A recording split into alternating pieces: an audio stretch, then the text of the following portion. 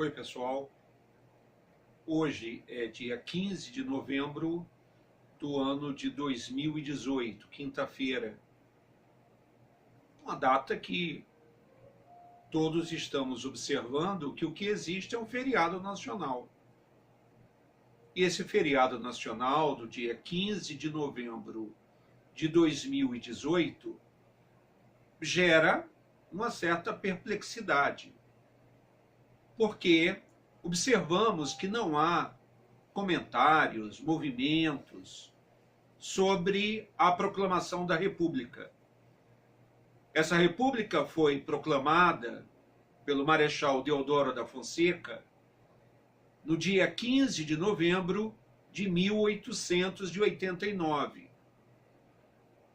Por que 129 anos depois não existe comentários, não existem manifestações, não existem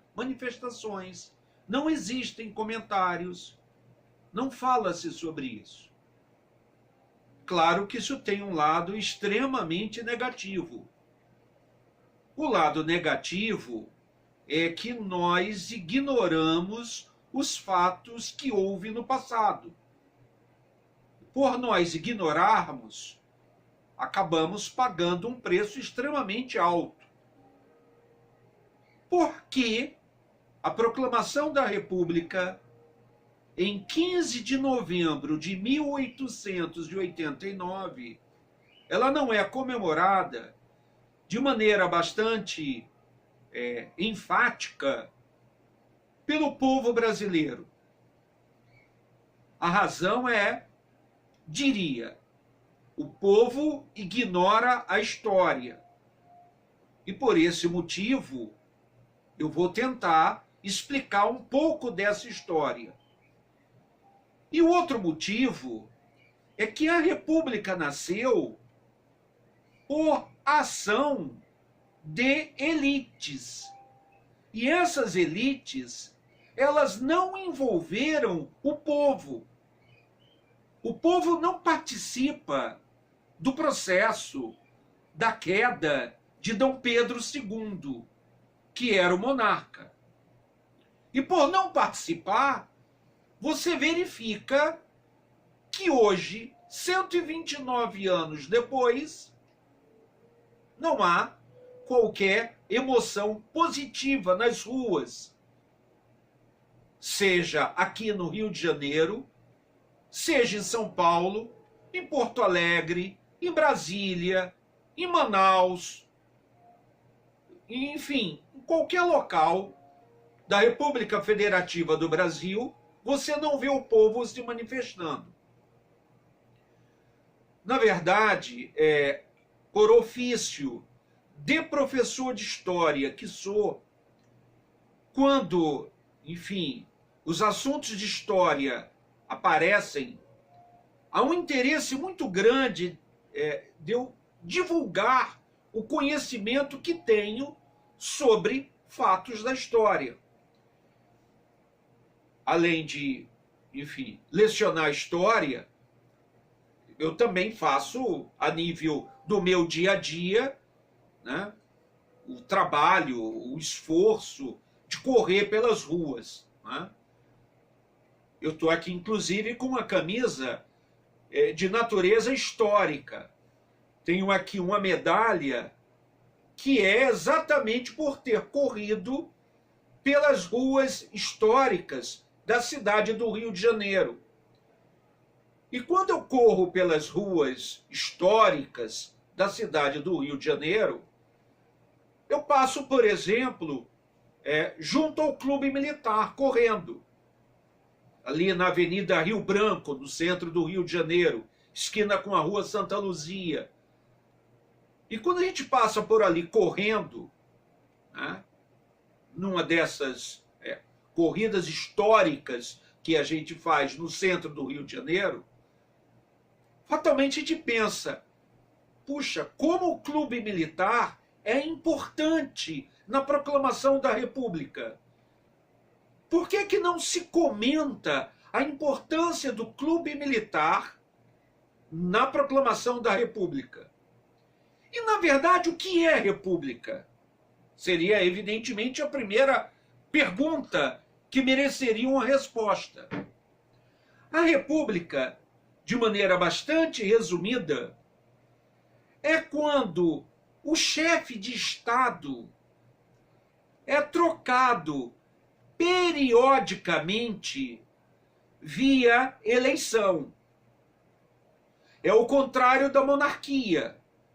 A monarquia, o chefe de Estado é hereditário e ele não é eleito. É de pai para filho. No caso do Brasil, a família real portuguesa chega no Brasil em 1808. D. João, príncipe regente. D. João torna-se posteriormente sexto quando a mãe falece. E D. João VI, por um aspecto hereditário, vê que quem vai sucedê-lo na chefia de Estado é o filho dele, Pedro, que será D. Pedro I. Pedro I, por sua vez, vai ser sucedido pelo filho dele, Pedro II. Isso é exatamente, de maneira muito resumida, o que é uma monarquia. E, na verdade, o Brasil objetivava ser uma república desde a Conjuração Mineira. A Conjuração Mineira, lá em 1789, a Conjuração Mineira já tinha nos seus planos, influenciados esses planos pelo iluminismo da Revolução Francesa, já havia a ideia do Brasil tornar-se uma república.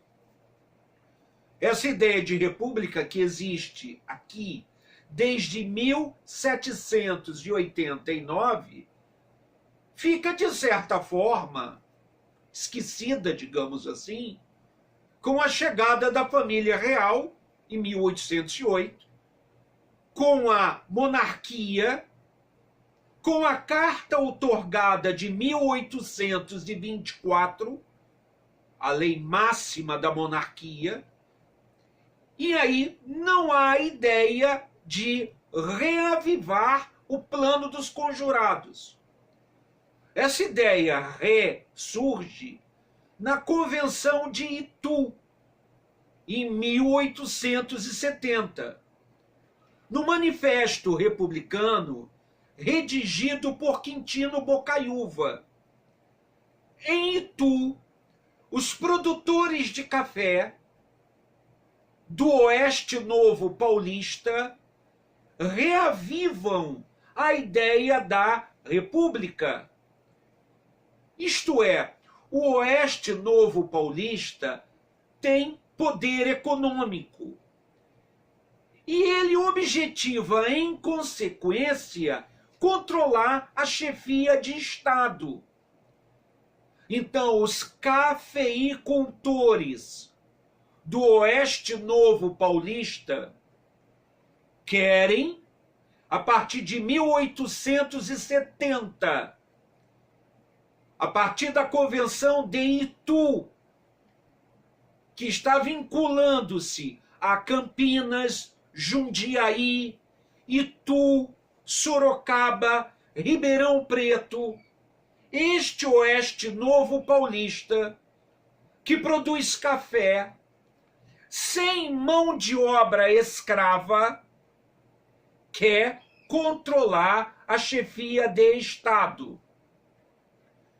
Isto é, quer que o Brasil torne-se uma república. E esta ideia de república, diria, vai se sedimentando com a ideia de uma república, não podemos dizer diferente, elitista. Uma república que vai favorecer a uma elite. Em princípio, é a elite dos cafeicultores do Oeste Novo Paulista.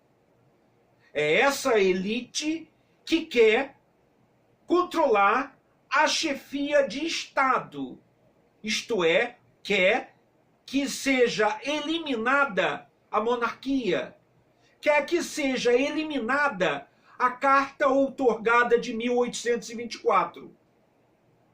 Paralelo a este fato, de 1870, há também uma forte, eu diria, atuação do Exército. O Exército Brasileiro, que lutou na Guerra do Paraguai entre 1864 e 1870, o Exército começa a observar como sendo algo positivo o Brasil tornar-se uma república. Esse exército é um exército muito vinculado aos futuros oficiais, que estudam baseado na filosofia positivista, a filosofia do sociólogo Augusto Comte. A filosofia positivista vê inclusive a sociedade como quase matemática. São os chamados cientistas. E via o povo, a filosofia positivista, como sendo uma multidão, lá no México foi usado, de doidos ou de crianças. Veja, se o povo é uma multidão de doidos ou de crianças, isso foi muito usado no México, o México também usou a filosofia positivista, e isso é um raciocínio de um dos presidentes do México, não há qualquer ideia da participação da massa. Então você começa a observar que a ideia é não termos uma república de massa, não termos uma república onde o povo participe. Por isso que você vê agora, sendo repetitivo, 129 anos depois do ato do Marechal Deodoro da Fonseca, você vê o povo não participando. Portanto, a República é voltada para os interesses da elite cafeicultora do Oeste Novo Paulista e, intelectualmente falando, ela é baseada no pensamento positivista, lecionada esta linha filosófica por Benjamin Constant Botelho de Magalhães. Portanto, os futuros oficiais do Exército Brasileiro já têm a noção de que o progresso deve haver, mas esse progresso não deve requerer, não deve pedir a participação da massa. É por isso que você vê 15 de novembro de 2018 tão somente a um feriado. Você não vê movimentos, volto a insistir, de populares festejando a República. E aí o que ocorre também nessa matriz elitista que está fazendo com que a República venha nascer em 15 de novembro de 1889. Houve, na época, 3 questões. São as questões que determinaram a queda da monarquia. Foram elas: a questão religiosa, as questões militares. Lembra que eu te falei do clube militar? E já já eu vou fazer uma alusão ao clube militar com as questões militares. E a questão abolicionista. Essas questões é que vão determinar a queda de Dom Pedro II, que vão determinar o ato do Marechal Deodoro da Fonseca, que estava adoentado, e foi esse marechal que derrubou o gabinete do Visconde do Ouro Preto, que derrubou o gabinete da monarquia, e em seguida acaba derrubando também o próprio Pedro II. Por quê? Quais foram os fatos? Na questão religiosa, houve uma querela entre dois bispos e a maçonaria. E o Estado, vale dizer, Dom Pedro II, se envolveu nessa querela. E houve um desgaste. Pedro II não ficou se subordinando à bula papal Syllabus. E essa bula papal Syllabus, que surgiu na época pós-unificação da Itália, e a unificação da Itália prejudicou a Igreja Católica Apostólica Romana, e quem apoia a unificação italiana é também a maçonaria, e por isso a Igreja Católica Apostólica Romana, o Papa Pio IX, é contra a maçonaria. E o Brasil, no caso Pedro II, deveria se subordinar a esta bula. E ele acaba não se subordinando. E no choque que há entre dois bispos e a maçonaria, nesta querela, Pedro II fica, eu diria, ao lado da maçonaria. E isso causa um choque com a Igreja Católica Apostólica Romana. Pedro, portanto, perde parcial apoio, eu diria, do alto clero. Essa, obviamente, não é uma questão de mega importância, mas é uma questão que desgasta Pedro II, que era um homem, inclusive, intelectualizado. Era um homem que apreciava, inclusive, conhecimentos. Um dos sonhos dele era ser professor do Real Colégio Dom Pedro II. Era um homem que tinha bases intelectuais, Pedro II, que agora, no caso em questão, está numa posição desconfortável com a Igreja Católica. Mas tem mais. Os militares do Exército Brasileiro estão, eu diria, fortalecidos pós-guerra do Paraguai. Fortalecidos do ponto de vista, eu diria, moral, mas não do ponto de vista econômico. Houve um projeto de reforma do Monte Pio militar, feito pelo governo dos casacas, né, contra os cidadãos de farda. Veja, cidadãos de farda. Entenda, Exército Brasileiro. Casacas, entenda, governo. Casacas, entenda, civis. Casacas, barões do café, proprietários de terras e escravos. O Exército Brasileiro não é a favor da manutenção da mão de obra escrava. O Exército Brasileiro quer a abolição da escravatura. O Exército Brasileiro é favorável aos negros, que inclusive lutaram na Guerra do Paraguai. E lutaram com bastante bravura. E os oficiais do Exército Brasileiro querem a abolição da escravatura. E quem não quer a abolição da escravatura são os casacas, isto é, os barões do café, proprietários de terras e escravos, que exercem o poder na monarquia.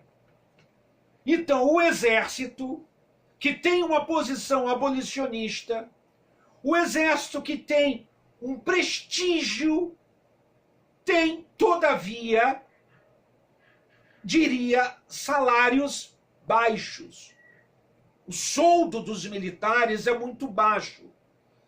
E há um projeto de reforma do Monte Pio militar, isto é, da aposentadoria dos militares, que o exército não concorda. E o exército começa a criticar esse projeto de reforma do Monte Pio militar, através do tenente-coronel Sena Madureira. As críticas que Sena Madureira acaba fazendo ao projeto de reforma do Monte Pio militar desgasta o governo dos barões do café. O governo retroage, retira esse projeto de reforma da, diria, previdência dos militares, mas faz uma advertência, que eles, militares, não podiam discutir questões pela imprensa. Não podiam usar a mídia para discutir questões militares.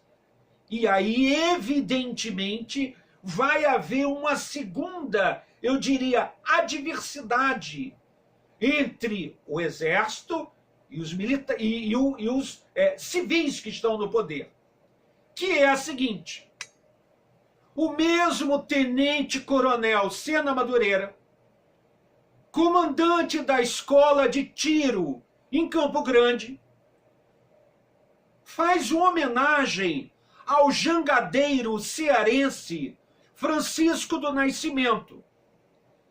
Esse jangadeiro cearense é contra usar a sua jangada para transportar escravos.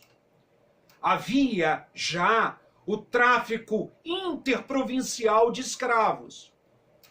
Já estava proibida a vinda de escravos para o Brasil pela Lei Eusébio de Queiroz, de 1850. E para obter escravos, a forma era o tráfico interprovincial. E o jangadeiro cearense Francisco do Nascimento foi homenageado pelo comandante da escola de tiro de Campo Grande, o tenente-coronel Sena Madureira, o que gera uma outra punição que o governo, o ministro da Guerra, no caso, faz ao tenente-coronel Sena Madureira.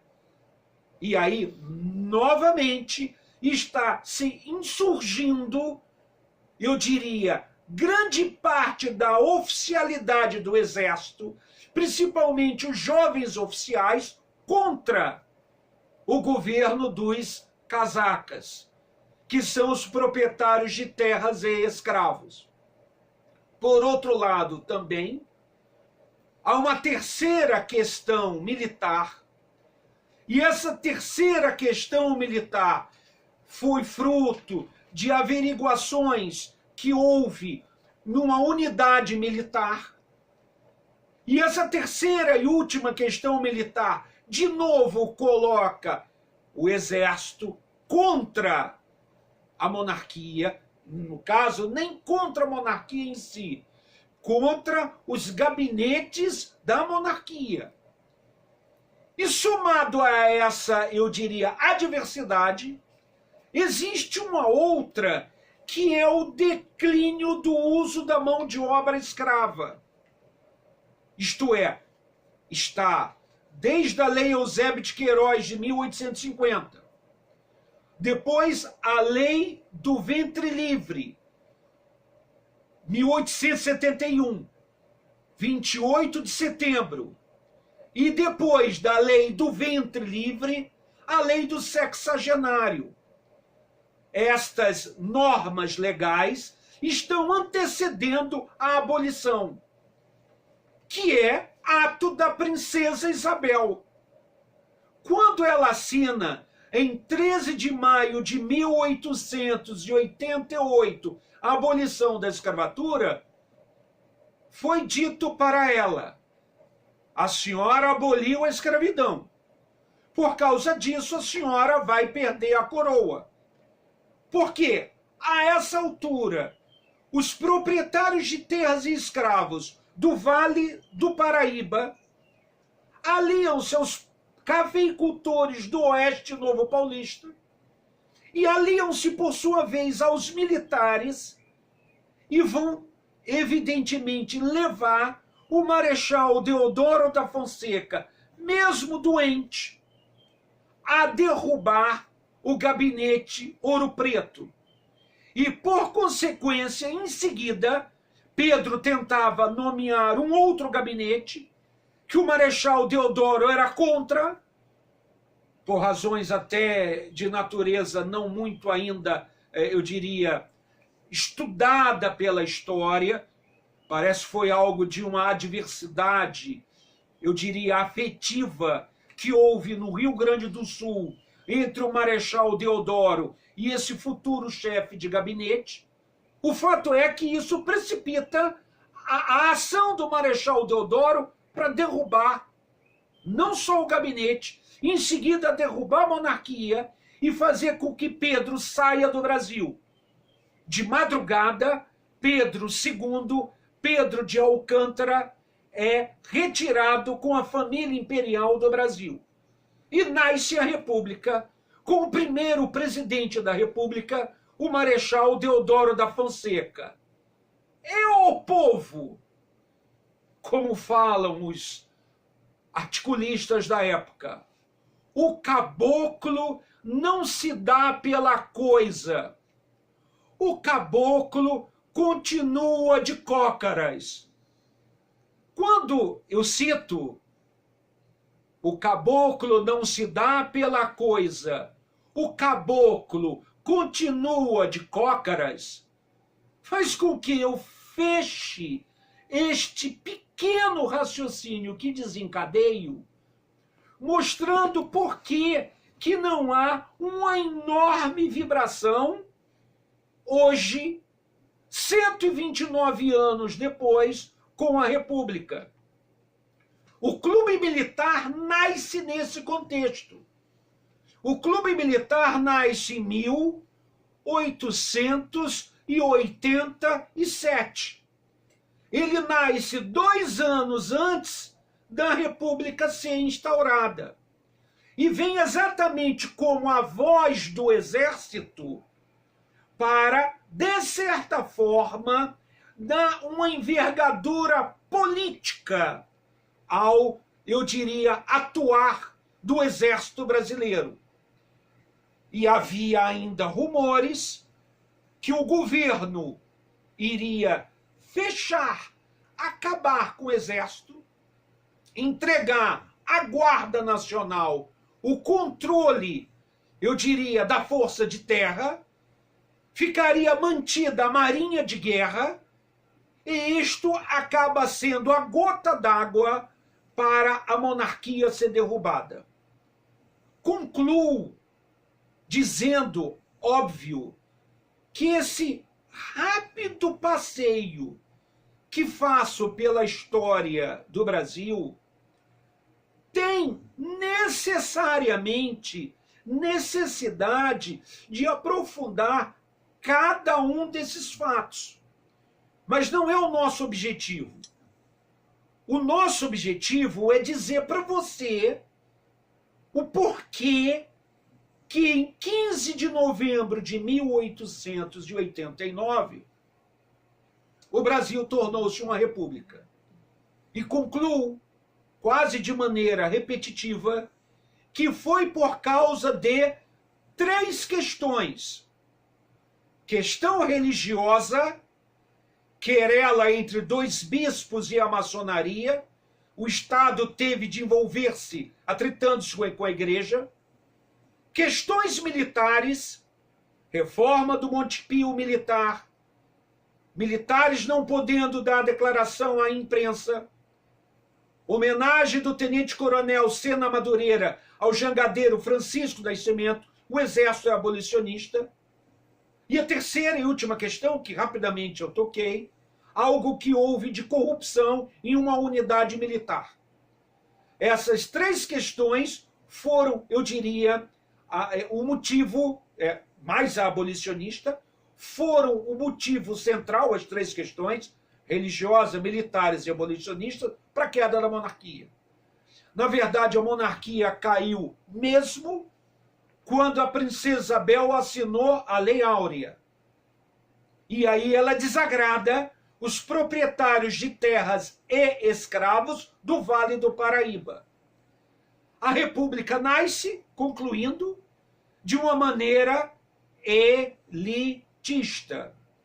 A República que vem, com o Marechal Deodoro da Fonseca, com o Marechal Floriano Peixoto, com o Prudente de Moraes, com Campos Salles, etc.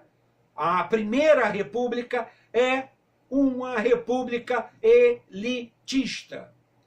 É a república do voto de cabresto, da eleição do bico de pena, da política dos currais, das fraudes eleitorais, da manipulação do eleitorado.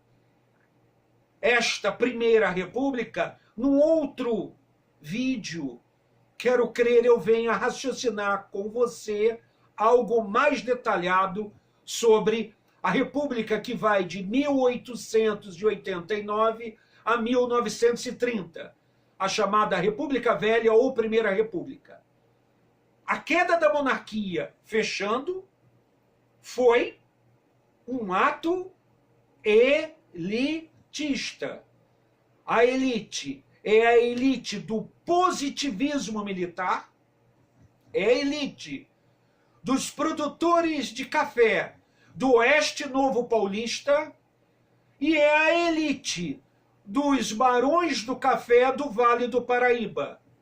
E é por isso que você não vê manifestações. Porém, essa história, permita-me concluir, está mudando. Hoje não é mais assim. Mas isso é um outro raciocínio que nós vamos desencadear em um outro vídeo. Obrigado pela tua atenção. Espero ter passado alguns conhecimentos de história que serão, com toda certeza, interessantes você saber. Muito obrigado, até um outro vídeo. Tchau, tchau.